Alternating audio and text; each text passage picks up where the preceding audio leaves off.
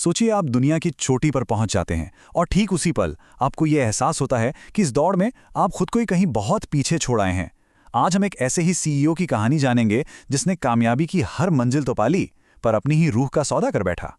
ये हैं ऋषि कुमार। इनका फलसफा बड़ा साफ था कि सपने देखने वालों के नहीं, करने वालों के होते हैं। उनकी महत्वाकांक्षा, उनकी एम्बिशन एक ऐसी आग थी जो उन्हें हमेशा आगे बढ़ाती रही। पर सवाल ये है कि ये आग उन्हें रोशन करने वाली थी या फिर जलाकर राख। तो चलिए देखते हैं कि ये सेल्फ मेड इंसान बना कैसे। ऋषि की दुनिया का एक ही नियम था, जीतो, हर हाल में जीतो। और ये जिद सिर्फ कामयाबी पाने के लिए नहीं थी, ये जिद थी अपने पिता की परछाई से बाहर निकलने की, जिन्हें वो हमेशा एक नाकामी के तौर पर देखते थे। और ये टकराव असल में दो अलग अलग दुनियाओं का टकराव था। एक तरफ ऋषि का मानना था कि हर कीमत पर जीतो, दूसरी तरफ उनके पिता जो कहते थे कि त्याग में ही संतोष है।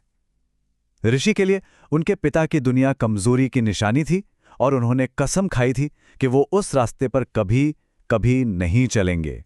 उनकी जिंदगी ना एक शतरंज की बिसात जैसी थी और हर इंसान बस एक मोहरा। हर रिश्ता, हर दोस्ती, यहां तक कि प्यार भी उनके बड़े खेल की एक चाल से ज्यादा कुछ नहीं था। इमोशंस के लिए कोई जगह ही नहीं थी, सिर्फ और सिर्फ स्ट्रैटेजी के लिए। और इसका नतीजा जबरदस्त था। सिर्फ 29 साल, महज 29 साल की उम्र में, जब ज्यादातर लोग अपना करियर ठीक से शुरू भी नहीं कर पाते, ऋषि कुमार कॉर्पोरेट दुनिया के शहंशाह बन चुके थे। उनकी बेरहम स्ट्रैटेजी आखिरकार काम कर गई थी। लेकिन कहते हैं ना, हर ताज की एक कीमत होती है और ऋषि के ताज की कीमत बहुत बड़ी थी।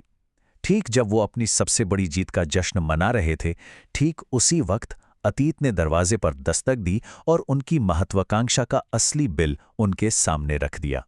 वो भारत लौटते हैं, लेकिन वहां उनके पिता की एक चिट्ठी उनका इंतजार कर रही थी। एक ऐसी चिट्ठी जो सब कुछ बदलने वाली थी। और उस चिट्ठी में एक ऐसा सच था जिसने ऋषि की दुनिया हिला दी। जिस पिता को ऋषि हमेशा एक नाकामयाब इंसान समझते रहे, वो असल में एक हीरो थे। एक सिविल सर्विस टॉपर जिन्होंने एक आलीशान करियर को ठोकर मारकर किसानों के हक के लिए लड़ना चुना था। उन्होंने ताकत नहीं, लोगों को चुना। एक ऐसा फैसला जिसे ऋषि कभी समझ ही नहीं पाए। लेकिन बात यहीं खत्म नहीं हुई। चिट्ठी ने एक और भी गहरे राज की तरफ इशारा किया। याद है, ऋषि पर एग्जाम पेपर चोरी करने का इल्जाम लगा था। वो इल्जाम आखिर अचानक गायब कैसे हो गया था? जो सच्चाई सामने आने वाली थी, वो ऋषि की कामयाबी की बुनियाद को ही हिला देने वाली थी। और फिर वो सच सामने आया। इतना भयानक सच कि ऋषि की कामयाबी की पूरी इमारत दरअसल किसी और की बर्बादी की नींव पर खड़ी थी। उनके सबसे अच्छे दोस्त रवि ने उन्हें बचाने के लिए अपनी पूरी जिंदगी कुर्बान कर दी थी। इस सच के बोझ तले वो पूरा साम्राज्य जो उसने बनाया था, वो ढह गया। ऋषि ने सब कुछ पीछे छोड़ दिया। अपना पद, अपनी दौलत और अपने दोस्त रवि को खोजने के लिए भारत वापस आ गए। लेकिन यहां आकर उन्हें जो मिला, वो एक नई और शायद पहले से भी बड़ी लड़ाई थी। और देखिए विडंबना, जिस कॉर्पोरेट दुनिया पर ऋषि ने राज किया था, अब वही दुनिया उसके दोस्त और उसके गांव को निगलने आ रही थी। ट्राइडेंट ग्रुप नाम की एक बहुत बड़ी कंपनी अपनी गैस पाइपलाइन के लिए किसानों की जमीनें छीन रही थी। और इस खेल का जो विलेन था, विवेक मित्तल, उसका प्लान बड़ा सीधा और बेरहम था। डराओ, अलग थलग करो और शोषण करो। ये सिर्फ जमीन की लड़ाई नहीं थी, ये एक बहुत बड़े घोटाले की कहानी थी। और इस विशाल मशीन के सामने सिर्फ एक आदमी खड़ा था, रवि। और यहीं कहानी का रुख बदल जाता है। पहली बार ऋषि कुमार अपने लिए नहीं, किसी और के लिए लड़ रहे थे। उन्होंने अपनी पुरानी दुनिया के ही एक ताकतवर इंसान विवेक मित्तल के खिलाफ अपने दोस्त को दिए एक वचन के लिए जंग का ऐलान कर दिया। तो अब ऋषि ने वही किया जिसमें वो माहिर थे। उन्होंने पूरा गेम ही बदल दिया। उन्होंने अपने न्यूयॉर्क के कॉर्पोरेट साम्राज्य को रामावरम के धूल भरे खेतों में ला खड़ा किया। और अचानक पूरी दुनिया की नजरें इस छोटे से अनजान गांव पर टिक गईं। मगर ये लड़ाई किसी बोर्डरूम में नहीं लड़ी गई, ये जमीन पर लड़ी गई। ऋषि ने खुद खेती की, लोगों का भरोसा जीता और आसपास के गांवों को एकजुट किया।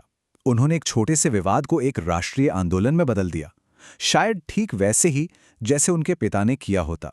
और फिर उन्होंने वो कदम उठाया जिसकी किसी ने कल्पना भी नहीं की होगी।